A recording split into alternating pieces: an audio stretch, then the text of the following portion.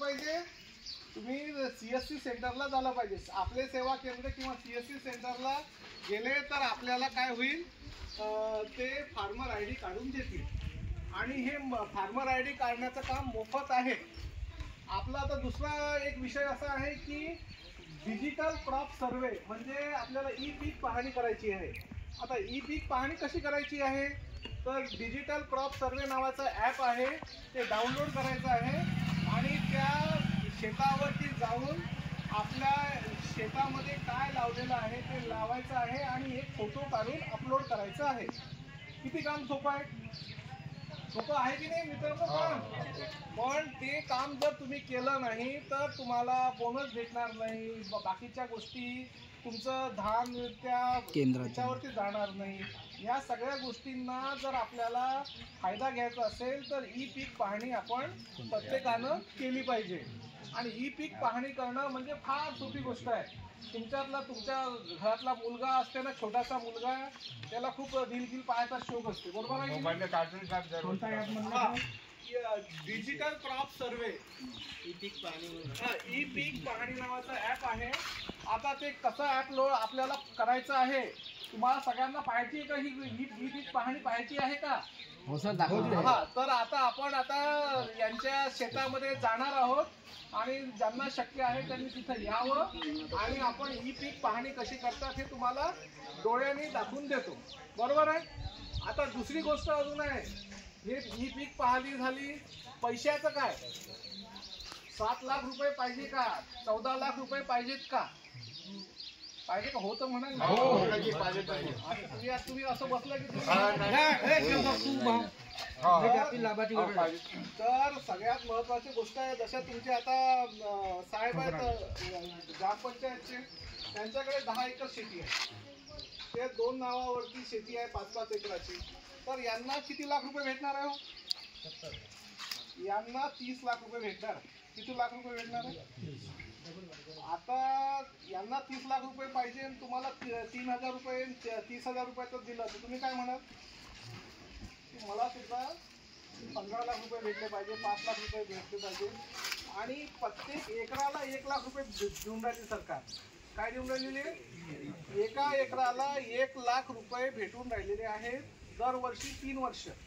म्हणजे तुमच्याकडे 5 एकर शेती असेल तर तुम्हाला किती रुपये भेटतील? 5 लाख.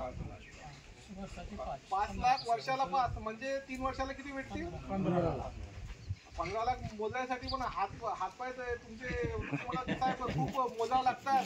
तर मला काही 15 लाख रुपयाची काही गरज नाही. तर ते 15,000 रुपये सुद्धा 15,000ची सुद्धा स्कीम आहे.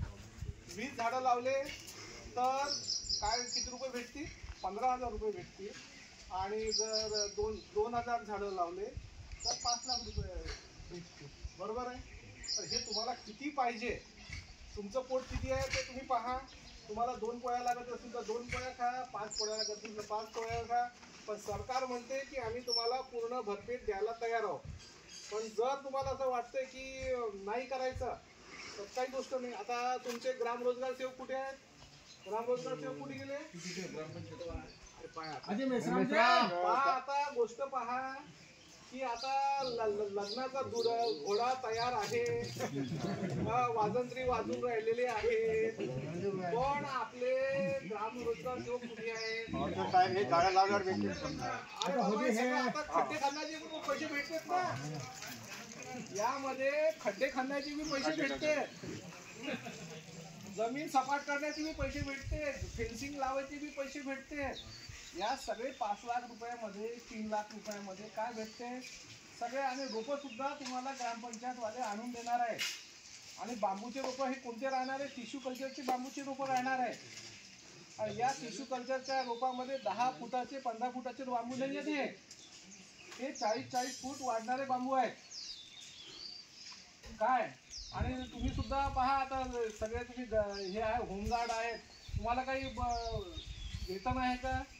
300 रुपये 400 रुपयावरती तुम्हाला काम करावं लागतंय. जर शेती असेल तुमच्याकडे तर तुम्ही सगळ्या लोकांना समजून सांगा.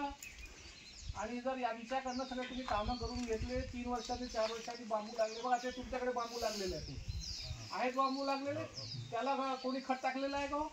नाही. त्याला कोणी पाणी दिलेलं आहे का? नाही. त्याला कोणी तोडून देते काय?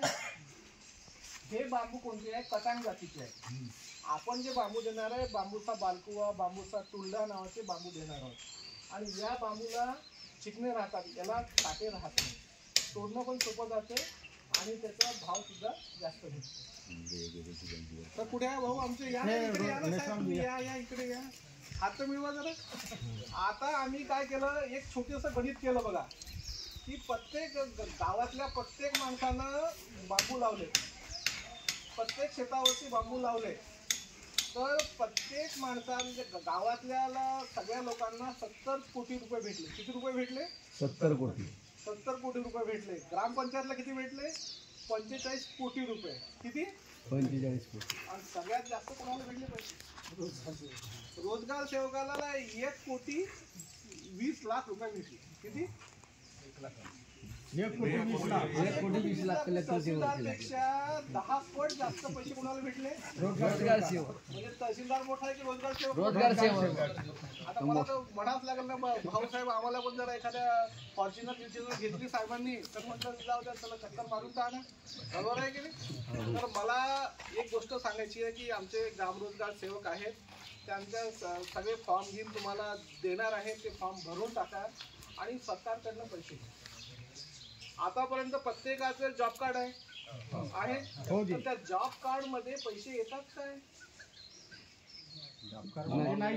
नाही येत ना. जॉब कार्ड मध्ये पैसे कसे टाकणार आहेत? हे टाकणार आहेत. काय टाकणार आहे? बांबू लावले, बांबूचं सरळीकरण, सगळे GR वाचा ना साहेब तुम्ही. अरे